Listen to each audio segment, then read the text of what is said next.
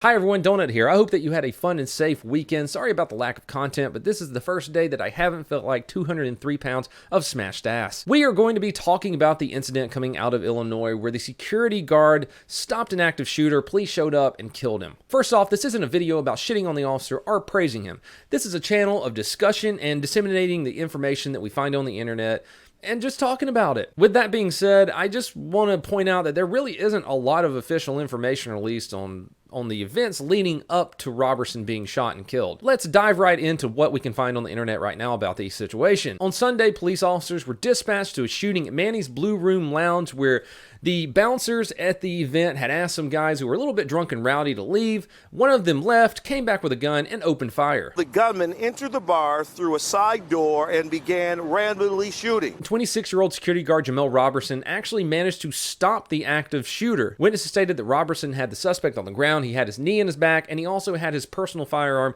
into the suspect's back, waiting on police to arrive. He had somebody on the ground with his knee in his back with his gun on him, like, don't move. Everybody was screaming out security. He was a security guard. And they still did their job and saw a black man with a gun and basically killed him. Police officers arrived on scene, and one of the initial officers to walk up to the scene opened fire and killed Roberson. There are a few things that we're going to discuss that could have led to Roberson being shot and killed by police, and I don't think any of it has to do with, well, the police officer just shot him because he was a black guy. First off, let's talk about miscommunication. I would love to hear the full 911 tapes just to see exactly what information was relayed from dispatch to the officers. The way that they taught us about this in the police academy is it's the whisper game. You got someone on scene talking to the dispatcher and the dispatcher relaying information to the officer. Was there a good description given of the security guard versus the guy who opened fire on the crowd? Some witnesses are stating that Roberson had a security guard vest on, while the family attorney for Roberson's family is stating that all he had on was a hat that said security on it. Some witnesses are also stating that people were yelling, "Hey, it's security, it's security." Did this happen before or after the shooting? I want to know. Which brings me to my next point, tunnel vision. Responding to an active shooter situation is probably one of the scariest things you can drive yourself into.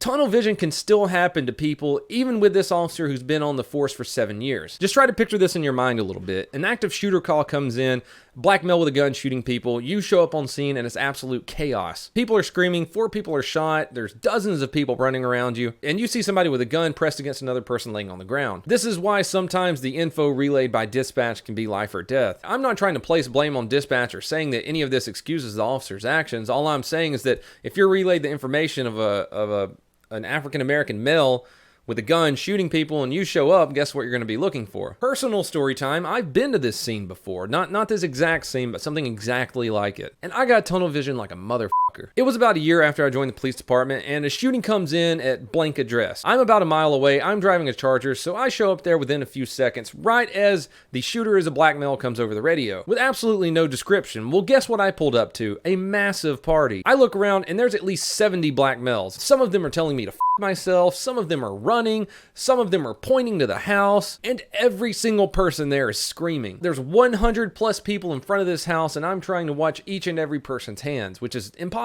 If the shooter was standing somewhere in that yard and he wanted me dead, then that's how it would have ended. I go in the house, I find the victim. It turns out that a guy thought that it would be appropriate to shoot his girlfriend or ex-girlfriend, I don't remember, in the side of the head with a .22 pistol because she spilled her drink on him. After I find the victim, tell medical it's safe to come in, talk to 3 or 4 different people, it finally comes over the radio that the suspect is not on scene and a description is finally given out. As I said, I'm not giving out excuses for what happened here or trying to place blame. We're just kind of looking at all angles like we do on this channel. I can't wait for some body camera footage to come out about this. Anywho, all that I can really find on the story other than that is that the family's already requesting $1 million from the police department for wrongful death, and I'm pretty happy that his GoFundMe is already so much, because I mean, he is a hero. He stopped an active shooter. It's a tragedy. It's a terrible freaking situation for everyone, and I hate that it happened. Just as much as the activists are trying to find out on Twitter, well, most of them are just saying it was because he's black. I'm trying to find out what happened. That's what we're discussing here. Let me know what you think about this incident in the comments below. If you saw any information that I haven't seen, or if I left something out, please let us know. We're definitely going to be revisiting this topic again when more information is released. I wanted to dive a little bit more into the incident we talked about last week where the Capitol Police had the homeless guy at gunpoint. The woman in the video is being held a hero, but in my personal opinion, she did something that wasn't very smart at all. Remember the case that we went over a few weeks ago in Los Angeles where the guy with a knife came across the woman? It ended up being a hostage situation. He started poking her in the neck with the knife. Police opened fire and accidentally killed both of them. Well, what if that would have happened here? 99% of the time, people are homeless for two reasons: alcohol or drug abuse, or mental illness. What if he would have started sawing that woman's head off just like in the other video that we looked at a few months ago? I mean, policing really is a you're damned if you do, you're damned if you don't profession. Just kind of touching on the subject a little bit more, let me ask you police officers out there, how many times have you gone in to arrest somebody, they realize that their actions really do have consequences, and they just turn into the biggest babies in the world? Well, I bet your answer to that would be, yeah, it happens all the time. It does. Billy Badass wants to talk shit, and then he realizes he's going to go to the pokey for a little bit, and he turns into a 3-year-old. Well, apparently, now doing that will get you paid over $25,000. To kind of lighten the video up a little bit, I just want to talk about another story that's super fucking weird, so naturally it's out of Florida. Golem was caught breaking into a restaurant naked. Stupid restaurant.